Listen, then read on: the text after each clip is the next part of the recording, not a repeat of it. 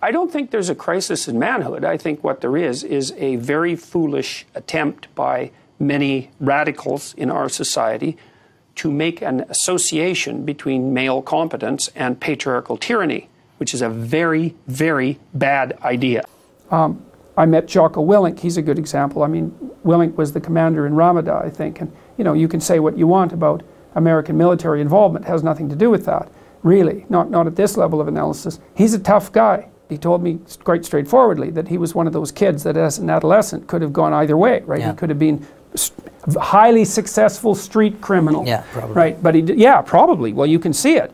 But he decided not to do that. And, you know, he's very, I would say he's... He was a SEAL, right? Mm-hmm, that's right. And he's psychophysiologically intimidating. He's a big guy. You can tell he knows how to use it, and you can tell he used it. Yeah. But as far as I can tell, he's a good person. And that's actually, all of that capacity for mayhem is part of what makes him a good person. Yeah. And people know that. That's why they're listening to him. Yeah. And like I said, the other people I've met the men I've met who are good men, they're all like that. They're all dangerous. They're all dangerous. It would vary from person to person, but I would say that most of them, not all of them, but most of them were more on the end of the rule-breaking spectrum, right? They broke more rules than normal, but they clued in, you know, and explored that, and then decided, no, that's better than cowardice. Yeah. It's better than weakness, but it's not as good as what's good. Yeah. One of the most amazing things that I discovered this year, or stumbled upon, was I was puzzling over a line in the New Testament, which I've always been curious about because it never sat right with me. The meek shall inherit the earth. And so I was, as I said before, if you go online, Bible Hub, I think it's called, Bible Hub. It's really good for this because it contains a collection of commentaries, so you can look at a verse. And, right? Yeah, you can look at a verse and know the translations, multiple translations, and multiple commentators. So each verse is taken apart by many, many people. And I found out that the word meek either doesn't mean now what it meant when people first translated the text, or it was a mistranslation, either way. But because meek sounds like powerless and harmless, it's something like that, right? But what meek actually means, it's the derivation of a word, it's the translation of a word that meant something more like those who have swords and know how to use them but keep them sheathed. I thought, oh yes, that's exactly it. The world, those who have swords and know how to use them but choose to keep them sheathed will inherit the world. It's like, yes, exactly right, exactly right. Men need to be initiated in some sense to mature. They seem, because I think the reason for that is not as common among women precisely, and I think the reason for that is that biology matures women and the responsibility that comes along with that. I think it's a built-in punch. And so, but with men, because they can delay and delay and delay, then it's necessary for society to catalyze their development. It's more necessary anyways. Time might do it, but they're not as pressured as women in all sorts of ways. And so that lack of necessity has to be replaced, apparently. This is what you derive from the anthropological literature, by a social attempt to foster maturation.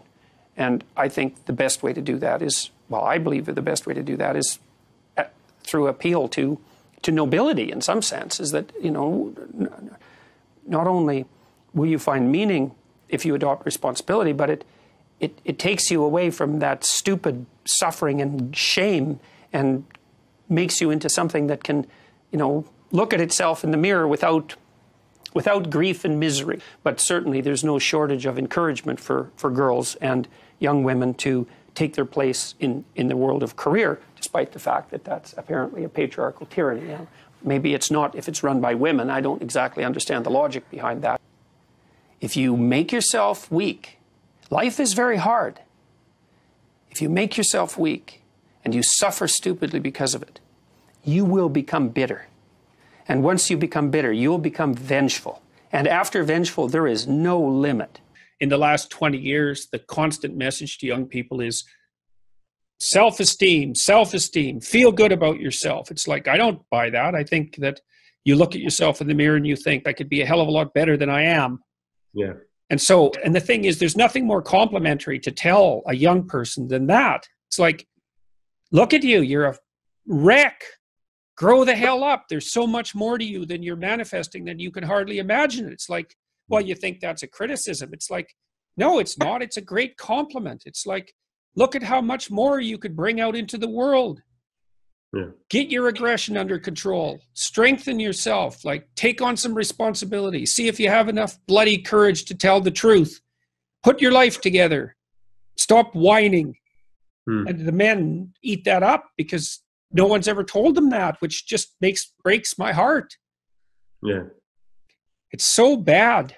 And, you know, the boys are pulling out of everything. They're pulling out of university. They're pulling out of life. They're pulling out of marriage. Yeah.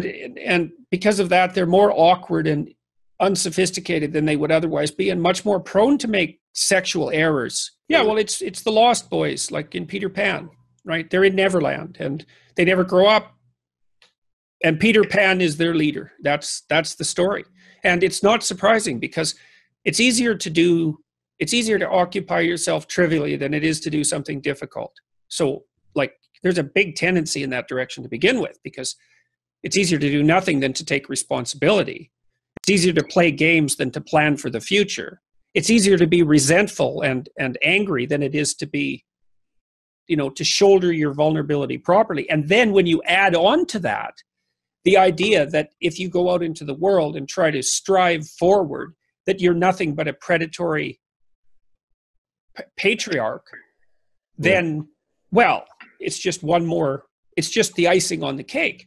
You know, I had a friend who was like that. He pulled back from the world, and because he believed that active masculinity was a pathological force, and he poisoned himself terribly because of that. So yeah, I've been talking to all these young guys. They come to my biblical lectures, for example, and the message is always the same. It's like, stand the hell up, get the hell out there in the world, take local responsibility, put yourself together, because there's nothing more dangerous than a weak man.